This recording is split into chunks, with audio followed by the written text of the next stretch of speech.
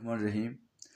سوال کیا ایک بھائی نے کہ جب امام قرات کر رہا ہو تو مقتدی کو خاموش رہنا چاہیے کہ پیچھے وہ بھی سورہ فاتح پڑھے؟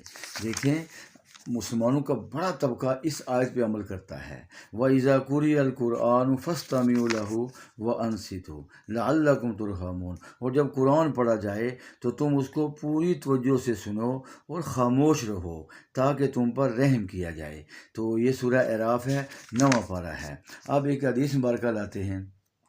حضرت جابر رضی اللہ عنہ سے روایت ہے کہ آن صلی اللہ علیہ وسلم نے فرمایا، جس کا امام ہو تو امام کی قرات اس کی قرات ہے۔ اور یہ روایت کہاں لکھی ہوئی ہے؟ ابن ماجہ کے اندر۔